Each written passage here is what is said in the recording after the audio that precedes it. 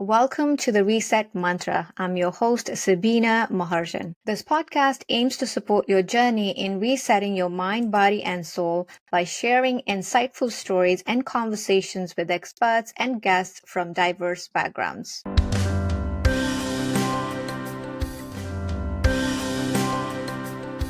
What does it mean when someone says, be your authentic self? So it's the most truest present version of yourself is what I see. And authentic is a journey to find that. And we're constantly going through that journey to find what that authentic self is, because your authentic self may not be the same as its version of, what it was 6 months ago, as opposed to now. But the journey to the authentic self is just allowing the existence and the expression of your own being without any hindrance or resistance. So without any blockages, basically. And when you can feel safe enough in your own body to be able to do that, I think that's really powerful. It's something that's really inspiring to a lot of people. It triggers a lot of healing in a lot of people, maybe in good ways and bad ways, because in some ways, if a person is allowed to be their full expression of themselves and they're standing in their power, then that means everybody else is going to see that. And whatever part of themselves is saying, no, you can't be fully yourself, is going to be triggered within themselves and asking it to heal, asking it to release, to let go, so that it can heal as well. Because I think being your authentic self is a massive power move in life, because just purely existing as that self triggers more and more and more and more and more people to have permission to heal and be more of their authentic self. And that creates more evolution. Yeah. Shita, you are so powerful. There's like every words you say, it just like there's so much of radiant energy that I can feel it. I mean, for those of you who are listening, but then for those of you who are in video, you can see the charm or the radiance in her, in the video. But yeah, I just wanted to say thank you. Yeah. Appreciate that. I'm excited. I'm glad we're talking about these things, because I feel like these are things that people, we innately know as beings, but we may not consciously allow ourselves to remember actively. Right. Exactly. Yes, totally agree. So, recently I was reading about, I'm reading the book called Becoming Supernatural by Dr. Joe Dispenza. And have you read that one? I have, yeah. I just started like first few pages. And something that came across in my mind was, those things he usually says about manifestation, like if we desire to be this happy person, imagine what happiness feels in your body and act as if you're already happy and be grateful for it. Like, thank you, I'm so grateful that I'm happy. Things like that. As simple as it may sound, it's equally challenging to do that. What would be some of your recommendation to someone who's trying to follow that concept of, okay, before you manifest something, you already have to be that match in that vibrational frequency of that match of what a happy person would do and feel and think like, and then you can attract the happiness to you in your 3D world. Correct me if I'm wrong, but how can someone get to that level of feeling good, I would say? If you're having trouble with something like that, I feel like that's an awareness that's saying, hey, look at me. Let's look deeper. Let's get curious. Why am I having so much trouble being happy right now? What is it that's making me feel this resistance? Because truly, when we're resisting, it just means that there's a big block that's not letting us level up.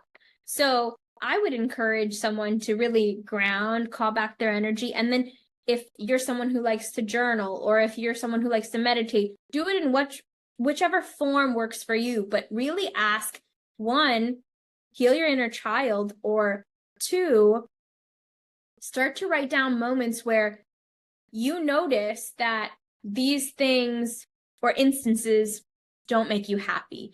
What would it be like if you had to stare in the face of your happiness? Why would that be scary? Why would that create fear? Or why would that create resistance? And I encourage people to write it all down, or look deeply within if you like to visualize it, and see what comes up, because truly it's usually a fear that's blocking you. It's really saying, okay, well, if I'm having resistance to being grateful, or I'm having resistance to being happy, something about myself is saying, oh, I can't have this. I can't believe this. It's just, it can't be that easy. It's not that simple, because a part of ourselves doesn't believe we're worthy, thinks if we change this, then everything is not going to, we can't be in control anymore. And that's scary. Or we were told that it wasn't okay for us to have it, and we're still operating in those programmings. So it's really like, yes, yes, yes, yes. You could totally step into that energy. And if you notice, you can sit in happiness and you can sit in gratefulness for that happiness, then amazing. But if you're really bumping up against a wall, then I invite you to get curious and go so deep. Let's go to the deepest, darkest scenario. All right, if I get to be happy with my life, then what does that mean? And that might mean, okay, my whole life will go crumbling down because I won't be in control and I won't be vigilant of everything. And that means that my happiness will actually not exist and it'll truly end, and it would be too good to be true. And then we say, yeah, that was an old fear. That's no longer present. That's old programming. Let's reprogram that. And now let's try again and sit in this gratefulness and happiness. Because at the end of the day, you can't necessarily put a beautiful cherry on top of a pile of garbage. It's going to be a pile of garbage at the end of the day. You have to clean out the garbage, get a nice new cup, put your ice cream on it, put your whipped cream on it, and then you could really enjoy it, because you're not going to enjoy the whipped cream if underneath it is just garbage. That makes sense. No, totally. I love this whole concept of reprogramming the mind. And, for those people who are spiritual and those people who are analytical as well, I think there's so much joy that comes in reprogramming the mind just by letting go of that old conditioning, those limited beliefs, and unlearning those belief patterns that we continue to carry from our childhood, from society, from environment, and from what people have told us that we should be or behave like. So thank you for highlighting that. I really loved it. And this is like another therapy session for me, in a way it's really soothing to my mind and soul. Good. And truly, like, a concept of like healing your inner child or reprogramming is not necessarily something you can just do. You have to sit with it. You have to see the dark stuff. You have to be able to be willing to go into it. And it's not just, okay, I'm going to talk to my inner child and tell her or tell him that he's okay and he's beautiful and he's wonderful and he's smart. Your inner child, if you first go meet them, may just be upset with you, and it may take 3 or 4 times to really create a connection. So allow yourself the patience, allow yourself the grace, and really investigate what ways work for you. And some ways may really work to heal, and some ways may really not work. Some days you really might want to heal your past lives and heal patterns that way, and some days you might not want to, you might want to just work on karma or just work on sitting with yourself. It really depends. It's a journey. This is not one destination. It's a journey, and evolution can happen in so many different ways. We can truly allow ourselves to go further than we ever imagined. And sometimes we have blueprints of our lifetimes, and I've seen it before where some souls just surpass it because they've just committed to the healing. And so that's possible for us now. Energy, Pluto has shifted into Aquarius. That means that the way that we've seen the world and the way that we're manifesting can be quick and fast and more inspiring, more magical than we've ever seen before. So there's more room for alternative healing and for trusting ourselves now than ever. Yeah. And I think with all these resources available to us online, the more aware we become about the possibilities of tapping into our fullest potential, I think the more easier it becomes to, get into that path of whether healing or improving ourselves, right, in many, many different aspects of life. So that's all great. I feel like I can continue on this forever because this is a subject of so much passion for me now than ever, because I've seen it's worked in my own life, and I'm just amused that this can happen. And I'm kind of like going back and asking my parents, like, oh, how my grandparents used to meditate. I want to know what kind of meditation they do, because as a kid, I think I was probably thinking people get into spiritual path when they're in their midlife. That's what we were told in Nepal, in like the small town that I grew up. But now I think it's like a lifestyle. It's a basic need for people, at least for me, to meditate and be really authentic to myself and practice conscious living, I would say. Absolutely. I think more and more and more, all of us are going to want to turn to some sort of healing practices, intuitive practices, without questioning it. But it may take us the full 20 years because of this planetary shift. However, I think there will be less questioning of it come these next 20 years. Yep, absolutely. Okay, so now let's move on to the 2 questions at the end of the show. But I would love to bring you back to talk more about, just the overall concept around the healing, the past healing, and other techniques that you offer. I would love to explore more about those. But for now, we can move on to the 2 questions at the end of the show. So the first question, are you ready? Yes. Okay, so what's one practice or habit that has been essential in helping you stay aligned with your true self? Well, I think I touched on it when I shared about ways to tap into your intuition. These are all tools that I use every day. So I would say grounding and calling back my energy, and in a way, really meditating and connecting with myself, because I feel like that is the way that I get to be able to hear myself, see myself, validate myself, and keep going on my journey. And I think I really wouldn't be who I am without it. So I think before meditating, before being able to have my intuitive tools and grounding and calling back my energy, I was a really, I guess you could say, anxious, nervous, fearful person in general. And so it's really changed my life, kind of like you were saying yourself, Sabina, like how it's really shifted for you being able to have intuitive practices. So those are the things that keep me aligned. I love that answer. Yes, and mainly the calling back of energy, which I never knew existed. And now that I've just like touched a tip of the iceberg, I just feel better just by sitting and not needing to be somewhere, do somewhere, and rely on external things to feel better. So I think that's definitely a topic that I would love for our audience and everybody in the world to explore, just to kind of see how good it feels. Okay, next question. If you could share 3 ingredients to help someone reset the recipe of their life, what would it be?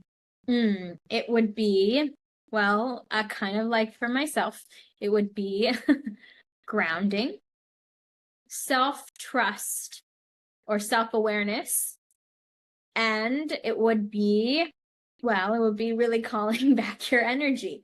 I think it really can change a lot of things because it starts to give you awareness of how to love yourself and how to be able to move forward in the world and how to naturally express yourself. So I really think it's grounding, self-trust, and because of that, courage and calling back your energy. I love how you put it. I think I'm going to have to put it in my whiteboard as well, because the concept of reset itself, for many people, might be like, okay, what does it mean, right?